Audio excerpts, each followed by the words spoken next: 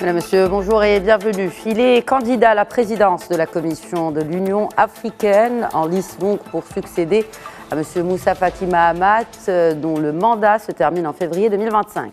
Il plaide pour la paix et la sécurité, mais aussi pour une modernisation des méthodes de gestion de la Commission. Il ambitionne d'améliorer l'efficacité et l'efficience de celle-ci et ainsi défendre au mieux les intérêts des pays membres de l'UA.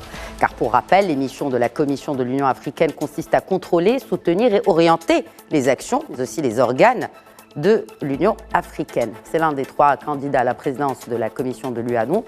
Il est en visite au Maroc où il a rencontré le ministre des Affaires étrangères de la coopération africaine et des Marocains résidant à l'étranger, Nasser Bourita. Il s'agit de son Excellence le ministre des Affaires étrangères de la République de Djibouti que nous recevons aujourd'hui pour un entretien exclusif sur Média TV. Excellence, Monsieur le ministre Mahmoud Ali Youssef, bonjour et merci de répondre à nos questions. Bonjour, merci de me recevoir sur le plateau de Medi. Merci beaucoup. Vous êtes donc le premier à avoir déclaré votre candidature à la présidence de la Commission de l'UA. Pour le diplomate chevronné que vous êtes, et je vous cite, « Il est temps que la génération que vous représentez porte le flambeau à l'UA ». Pourriez-vous étayer votre propos ? L'Afrique traverse aujourd'hui des temps difficiles. Les défis sont nombreux et les peuples africains attendent beaucoup de cette organisation et de cette commission. Nous avons, grâce à des réformes qui ont été actées il y a quelques années, mis un petit peu les choses sur les rails. Je crois que l'agenda 2063 est une feuille de route extrêmement explicite et elle est divisée et s'appuie sur 5 plans décennaux. Le premier a déjà été épuisé avec des résultats mitigés et le deuxième a commencé en 2024 et aura cours jusqu'à 2033. Et donc, il est très important de travailler sur ce qui existe comme base légale, juridique, et pour qu'on puisse aller de l'avant dans l'exécution des décisions qui sont prises et surtout faire en sorte que les programmes qui sont établis puissent être, mis en œuvre pour le bienfait et je dirais, les intérêts des peuples africains. Le défi principal qui aujourd'hui se pose à l'Union africaine, c'est la performance et la capacité à délivrer sur les promesses, sur les décisions qui ont été prises et surtout faire en sorte que l'Union africaine puisse vraiment être à la hauteur des attentes des peuples africains. Comment ? Je crois qu'il y a des pistes de réflexion. Je crois que personne n'a, la science infuse. Il ne faut pas prétendre non plus être prophète chez soi. On est en Afrique, on connaît les problèmes et leurs complexités et on essaye de corriger les choses qui n'ont pas marché. Et il y a, des solutions. Exemple.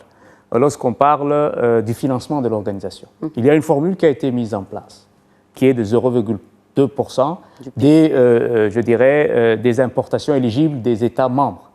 Seuls 17 seulement se conforment à cette mesure pour pouvoir, apporter leur contribution statutaire. Il faut que ça change. Pourquoi le financement ? Parce que l'argent, c'est le nerf de la guerre. Et il faut que pour les programmes de développement de l'Union africaine qui sont financés à près de 70% par les partenaires. Il faut que ça change. L'autre élément important aujourd'hui, nous voulons que les Nations Unies puissent, prendre en charge le financement des missions de paix africaines à hauteur de 75%. Il faudra trouver les 25% qui restent. L'Union africaine a mis en place un fonds de la paix pour pouvoir financer ces opérations. Il y a à peu près 400 millions de dollars dans ce fonds des contributions volontaires des États. Mais il faut que ces fonds puissent servir à financer les opérations de paix. L'argent ne peut pas rester comme ça dans un compte et puis on demande les soutiens des partenaires. Et il y a un certain nombre de pistes et de travail sur lesquels, je crois, on doit mettre l'accent. Et il y a un élément également qui me semble très important, c'est la transparence de la gestion des finances de l'organisation. Si les États membres n'ont pas confiance dans la façon dont les ressources de l'organisation sont gérées, ils ne vont pas contribuer à la hauteur de ce que attend, l'organisation. Le personnel. Je crois qu'il est très important aussi d'avoir des personnels qualifiés, compétents, qui puissent porter les responsabilités qu'on leur confie. Aujourd'hui, il y a un sérieux problème de réforme au sein, du staff de la Commission. Et il est très important de se concentrer sur ces éléments pour avancer sur des solutions qui existent. Et on s'attaque aux problèmes les plus difficiles au fur et à mesure. Quelles sont, selon vous, les chances pour que cette voix de l'Afrique puisse être entendue? Je m'explique. La course à la succession du Tchadien, donc Moussa Faki Mahamat, est désormais disputée à 3 candidats de poids. Donc votre candidature, notamment après le retrait aujourd'hui même du candidat de l'île Maurice. Il y a également à vos côtés le Kenyan Raila Odinga et le Malgache Richard Andrio Mandato. Que révèlent 3 candidatures simultanées des capitales de l'Afrique de l'Est et quel impact sur cette voix de l'Afrique dont je vous parlais au début de cette question, sur l'influence collective de cette région? L'importance, c'est que l'on choisisse, les chefs d'État africains choisissent la personne la mieux indiquée et la mieux outillée pour pouvoir mener la commission et répondre, n'est-ce pas, aux défis qui se présentent au continent. S'il y a une multitude de candidatures, je pense personnellement que c'est une bonne chose. Il y aura donc plus de choix. Les chefs d'État pourront comparer les compétences et les profils et les expériences et pourront choisir la personnalité qui, à leurs yeux, conviendrait à cette étape dans laquelle se trouve l'Union. Ça, c'est un premier élément. L'autre point important, c'est le tour de l'Afrique de l'Est, suite au principe de rotation qui a été intégré dans les réformes récentes de 2017. C'est l'Afrique de l'Est qui doit présenter un candidat. C'est pour ça qu'il n'y a que des candidats de l'Afrique de l'Est. Je pense que 3 candidats est un nombre raisonnable. Il ne faut pas qu'on ait également des candidatures uniques où les chefs d'État n'auraient pas d'autre choix que de choisir quelqu'un, une seule personne. Je crois que c'est une très bonne chose et qu'il y ait une diversité de candidatures. Parlez-nous à présent des soutiens de votre candidature, Monsieur le ministre Mahmoud Ali Youssef. Je suis quelqu'un qui a travaillé plus de 3 décennies dans la diplomatie multilatérale. Ça fait 20 ans que je suis ministre des Affaires étrangères. Oui. Je connais beaucoup de gens. J'ai un networking, un réseau très important. Et les gens me connaissent, c'est le plus important. Les gens, les peuples, les dirigeants en Afrique me connaissent. Ça fait 20 ans, 25 ans que je fréquente les arcanes de l'organisation. Je connais l'organisation mieux que quiconque. Ça, c'est un premier avantage comparatif dont je peux être fier. Deuxième élément important, je me considère comme un pont culturel entre les régions du continent. Je suis arabophone, anglophone, francophone. Je viens d'un pays carrefour entre l'Afrique, l'Asie. Et donc, j'estime que je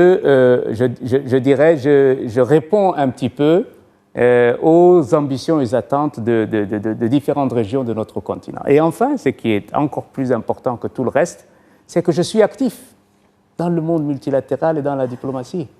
Et je n'ai pas arrêté de travailler. Donc je suis toujours dans la dynamique, n'est-ce pas, de résolution des problèmes. Je suis dans la dynamique de ma disponibilisation pour le continent. Et en cela, je crois, les autres candidats ne peuvent pas dire la même chose. C'est pour ça que je me considère, et je crois que c'est le moment de le dire, sans avoir honte, c'est que je suis le candidat pour porter les ambitions de l'Afrique à partir de 2025. Le Maroc s'est toujours tenu aux côtés de la République de Djibouti et se tient aujourd'hui aux côtés de votre candidature, Monsieur le ministre? Absolument. Le Maroc se tient aux côtés de la compétence et de la raison.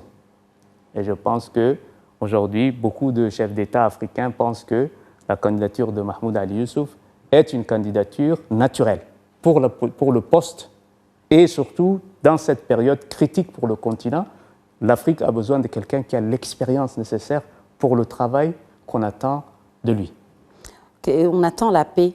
Vous avez justement travaillé sur la gestion et la résolution de conflits. Quelle est aujourd'hui votre priorité dans ce sens, Monsieur le ministre Ali Youssef?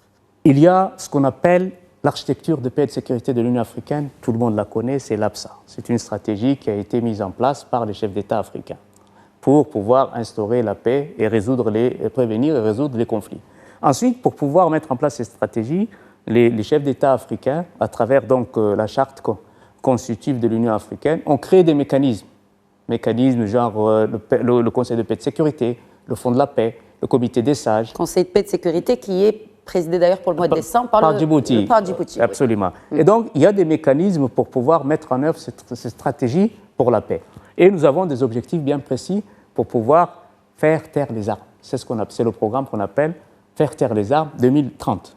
Et donc, il est très important de pouvoir corriger certains dysfonctionnements dans certaines structures qui nous permettront d'être beaucoup plus efficaces. Exemple, la prévention et l'alerte rapide est un service qui n'est pas très fonctionnel parce qu'il faut toujours prévenir que guérir.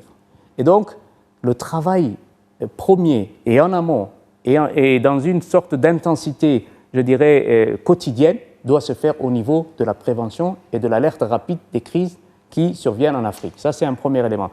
L'autre axe de réflexion et de travail qui va constituer un petit peu l'une de mes priorités dans la mise en œuvre de cette architecture de paix et de sécurité, c'est de faire en sorte que les forces en attente qui sont un petit peu prêtes et qui ont été, je dirais, sur le papier, n'est-ce pas, décidées pour toutes les régions, il faut les rendre opérationnelles. Quand il y a une crise dans un pays, on ne peut pas regarder les gens mourir, à l'exemple du Soudan, par milliers, par millions. Il faut qu'il y ait ce droit d'ingérence humanitaire qui s'applique. Et c'est d'abord aux Africains de pouvoir le faire. Il faut que ces forces en attente puissent être rendues opérationnelles. Et pour ça, il faut les financements. Évidemment, l'argent est toujours, n'est-ce pas, au centre de nos préoccupations. Il y a le fonds de la paix, il y a aussi les contributions statutaires, les 0,2%. Il faut qu'on travaille sur ces éléments. Pour la paix, moi, je vois ces deux structures extrêmement importantes qui doivent être rendues opérationnelles le plus rapidement possible. Le Royaume du Maroc et la République de Djibouti, bien que situés dans des régions géographiques différentes, ont beaucoup de points en commun, dont cette diplomatie de la sagesse. Que pouvez-vous nous dire justement sur la coordination des efforts entre les deux pays dans la diplomatie, dans la résolution des conflits, mais aussi pour répondre aux enjeux critiques compte tenu de ces deux carrefours, n'est-ce pas, de Djibouti et le Maroc? Le Royaume du Maroc est un pays influent sur le continent. C'est un pays qui a toujours eu une politique sage et une politique de raison. Et l'Union africaine compte beaucoup sur le Royaume du Maroc pour faire avancer un certain nombre de dossiers qui sont dans l'agenda de l'Union africaine. Ce sur quoi je peux beaucoup insister, c'est que Djibouti et le Maroc ont toujours eu, n'est-ce pas, d'excellentes relations.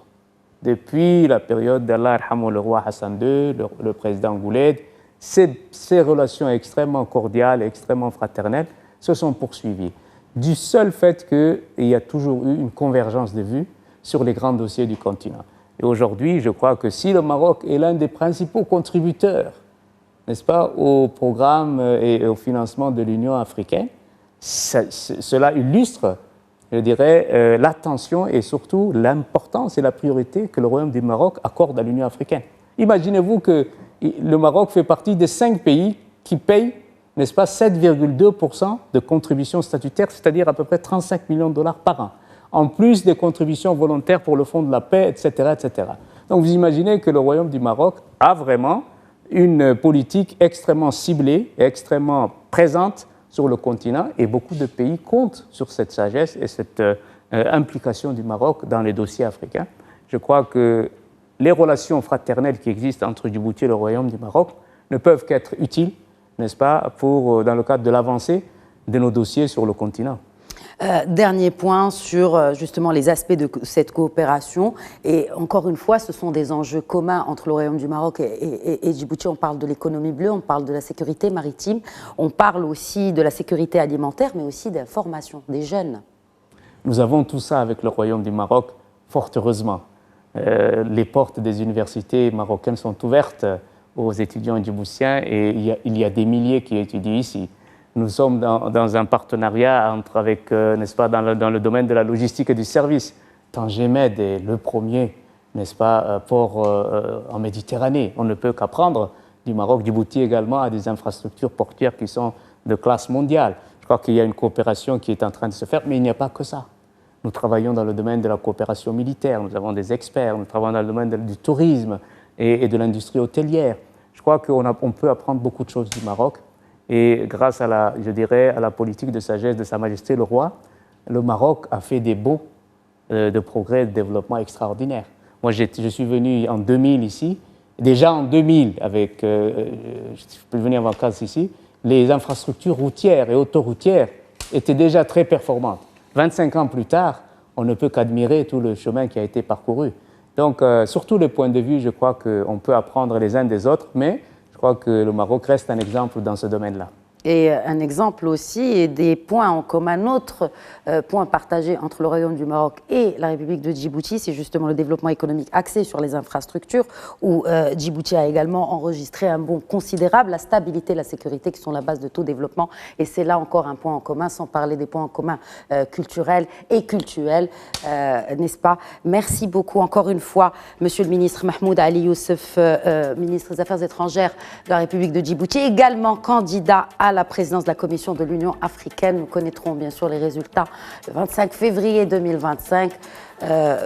Tout le courage pour vous, pour cette mission, Inch'Allah. Merci beaucoup. Merci, c'est moi qui vous remercie, Monsieur le ministre. Voilà, c'était l'invité spécial de Média 1 TV. Très bonne suite des programmes.